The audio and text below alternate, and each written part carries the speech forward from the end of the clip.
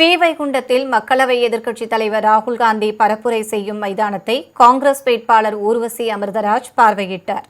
தூத்துக்குடி மாவட்டம் ஸ்ரீவைகுண்டம் தொகுதியில் மதசார்பற்ற முற்போக்கு கூட்டணியின் காங்கிரஸ் வேட்பாளர் ஊர்வசி அமிர்தராஜ் போட்டியிடுகிறார்.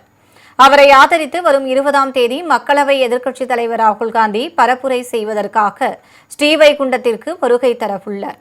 இந்நிலையில் ஹெலிபேட் மற்றும் நிகழ்ச்சி நடைபெறும் மைதானம் உள்ளிட்ட இடங்களை டிஎஸ்பி தலைமையிலான காவல்துறையினர் ஆய்வு மேற்கொண்டனர். இதனைத் தொடர்ந்து காங்கிரஸ் வேட்பாளர் ஊர்வசி அமிர்தராஜ் நிகழ்ச்சி நடைபெறவுள்ள மைதானங்களை பார்வையிட்டார். அப்போசிஷன் திரு ராகுல் காந்தி அவர்கள் வரும் 20ஆம் தேதி தமிழ்நாட்டிலே குளச்சல், நாங்குநேரி, ஸ்ரீவைகுண்டம் தொகுதியிலே இங்கே நம்முடைய சாயர்புரத்திலே வர இருக்கிறார்கள்.